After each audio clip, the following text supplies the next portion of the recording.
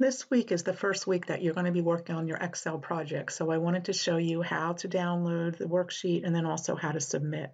So I'm in my StatLab course, and I'm going to go to the Chapter 6 Excel project.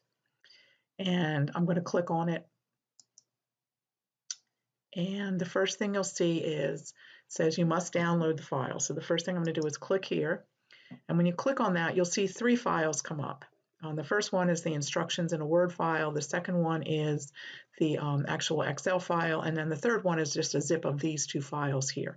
So I would just download this first, or rather second Excel file. And if I just go ahead and open it up, I'll show you what's in it. And when you do that, you'll see that you have 2 sheets here.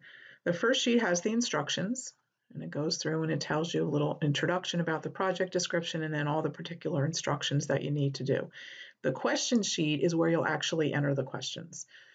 And if you notice, it says use a cell reference or a single formula where appropriate to receive full credit. Do not copy and paste or type values unless otherwise specified, or you won't receive full credit.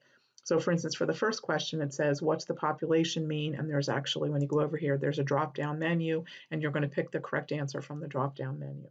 What is the population standard deviation? And again, there's going to be a drop-down menu there. Now, when you get to one like this, where it says find a z-score, you want to make sure you enter a formula into the cell, not the z-score. You have to use formulas. Okay, so let's say I'm all finished. All right, I didn't actually do any work, so I'm not going to do very well when I submit this project. I'm not going to save it because I've already saved it. Okay, so I'm finished now. So I come back here and I say, okay, I want to submit my project for grading. So I come back, when I want to do that, I come back to the same location where I got the file from, and I go all the way over to the third item here, which says upload the completed file. So I go in and I look for the file, and I actually had done this before. I had it here, and I select the file that I want to upload, and then I just click upload, and it's going to say okay. So I click upload, and it's going to say okay, ready to submit for grading, and I'm going to undo it because I've already graded it, so I don't want it to grade again. And then it'll show you successful, completed, submitted for grading. Okay, so now I want to go in and I want to go and see how I did. So I go to the grade book, and I go to that particular item in the grade book, which is right here, and I'm going to review. It says click on review here, and there's the same thing that I saw before, continue to review. And now I want to see what it tells me where I lost my points. Okay, so on this page here, now a couple things you can do. You can actually download the sheet with the annotations on it. I'm going to go ahead and do that first, and then I want to come back here and show you something else that you can see on this page also, and you'll have to figure out which one works better for you.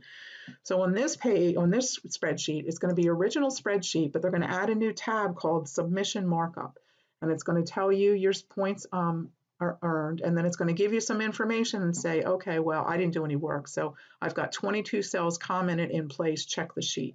That means go to the question sheet. So next to each of the cells where I lost points, you're going to have an annotation here that tells you what was wrong. 3 points were deducted because the expected text of 420.5 was not present. That was the drop-down menu, so I didn't use the drop-down menu to select the correct answer. On this cell here, let's click on this one, 5 points were deducted because I didn't put in a particular formula. Remember I told you you can't type in a z-score, you have to type in the formula. Okay, so you can use that to help you update your project to resubmit it. Now on this page here, if you scroll all the way down to the bottom, you can click on other checks, and this will show you again where points were, and this is, again, you're going to have to decide if this is easier for you to do or not. So it gives you some information here on where points were taken away, and this might be an easier one for you to look at. I mean, again, you're going to have to figure out what works best for you. This goes instruction by instruction with the same information that's in the spreadsheet. And you can also see it here on the questions. If you click on the questions option, again, you're going to see here, if you click next to it, it'll give you the same instruction. So there's several ways for you to review the feedback. You'll have to figure out which way is most comfortable for you. So then when you go back to your spreadsheet, make your changes, you'll go back to your assignments page, you'll go back to that particular Excel project link, and you'll go ahead and you'll say, okay, well, I did it again, so now I want to go back in and I want to do a second submission. and you'll go ahead here and you'll choose your file to submit. So you get two chances to submit, and they'll both be graded. The second grade or the highest grade is the one that I'll take. So I hope this will help you as you're working on your Excel projects.